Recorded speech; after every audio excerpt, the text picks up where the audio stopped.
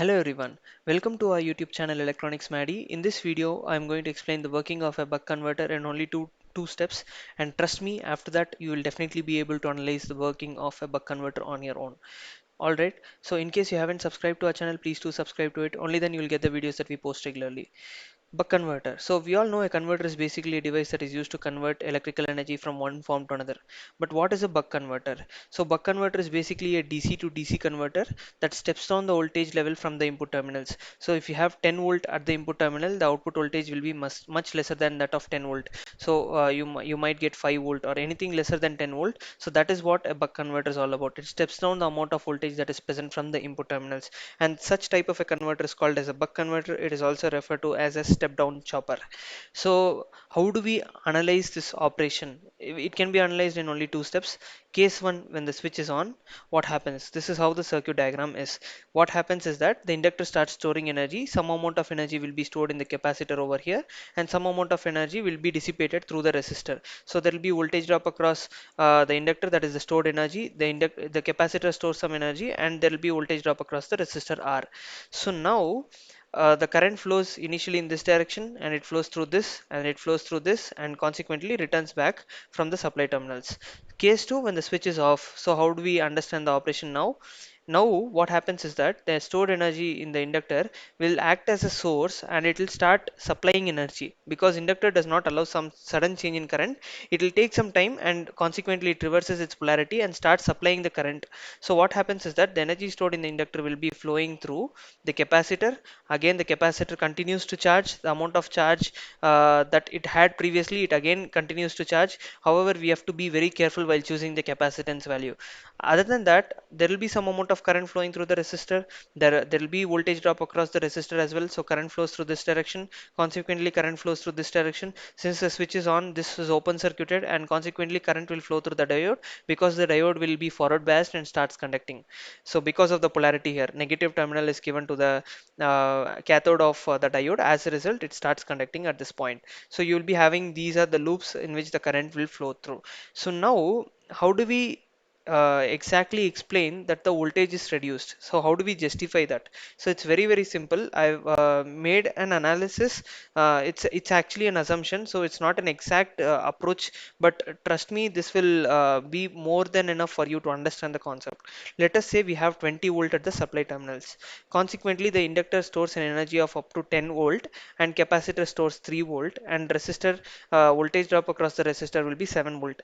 So I have chosen the inductor value such that it stores more energy than comparison to that of the capacitor. So in that case, you will be having more amount of voltage that is developed across the inductor, isn't it? Now, this is just an assumption, just to show you how the voltage is stepped down and what is the output voltage. So now again, the inductor will already be having 10 volt, isn't it? So the energy that is stored from 10 volt starts decreasing, and it becomes equal to 0 volt when it is completely discharged. So in this 10 volt, what happens? 6.5 volt, let us say 3.5 volt is across the capacitor, that is given to the capacitor. Remaining 6.5 volt is given to the resistor. So how did this become equal to 6.5? Already it had 3 volt. Now 3.5 is added. You will be having approximately 6.5 volt now. So if you carefully observe, the voltage at the output with respect to the load, if you consider across the resistor load, it is 7 volt when the switch is on. Now when the switch is off, the voltage across the resistor load is 6.5 volt. It is quite approximate to that of 7 volt. If you this is just an approximation, so you're approximately getting a constant DC voltage at the output terminal. However, if you see the supply voltage is 20 volt, which is much more greater than these two values, then we can say that the voltage is stepped down, isn't it? So this way we will analyze. So next operation, when the even when the switch is on in the next cycle, the energy that is stored across the capacitor, that is 6.5 volt, will start dissipating across the resistor, and the voltage across the resistor will be maintained constant because of the capacitor voltage that is developed. If you don't have a capacitor, consequently the voltage will become equal to zero, because this is short circuited, and consequently the voltage developed will be zero. So be very careful in analysis. If you don't use a capacitor, it changes the complete picture of a buck converter. So it is very, very important to use a capacitor at the load terminals. So this is how it operates, and this is how we will justify that the output voltage is drastically reduced in comparison with the input voltage. So now let us look at the waveforms as how it looks like. So these are the gating pulses. I have assumed T on and T off to be equal, of 50% of 50% duty cycle. So as a result, you'll be having this sort of a waveform. And what is the expected output voltage? Ideally, we need to get a constant output voltage in this particular fashion, but practically we don't get this. We get some amount of ripples, slightly increasing, slightly decreasing because of the capacitor that is used. Further, if you design the capacitance value, then this can be made approximately a straight line in this particular fashion. But one important thing, when I refer to a lot of textbook, it suggested that the output voltage becomes equal to zero, since the freewheeling diode conducts, and the output voltage will be short circuited. But very important observation is that when you're using a capacitor, it maintains the output voltage constant throughout. That is the purpose of using it. If you say if you don't use a capacitor and consequently the output voltage goes to zero some point, then you cannot say that is a DC voltage, isn't it? And that cannot be used anywhere. It's a DC to DC converter in the sense you have to get approximately a straight voltage, like constant output voltage with respect to time. So that is how we will be justifying a buck converter operation with a capacitor. So now, what is the variation of inductor current? Initially, when the switch is on, consequently the inductor current starts increasing slowly. After, at some point when the switch is off, consequently the energy that is stored in the inductor, it acts as an energy source and discharges the energy.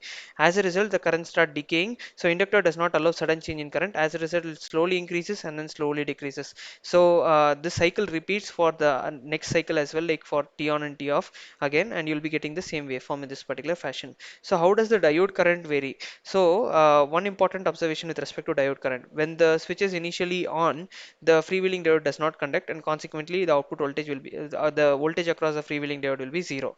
Now when the switch is off, consequently the freewheeling diode starts conducting at some point. So at that point, it starts changing its value like rapidly. It changes to the value that it is supposed to have. Like the current, let us say some amount of current, say 5 amps, from 0 to 5 it rapidly changes. Whereas in case of inductor, it does not change rapidly, because diode is not an energy storage element, it is basically a switch, isn't it? But in case of an inductor, according to Lenz's law, it does not allow sudden change in current, and also it's an energy storage element. So there is a huge difference between these two.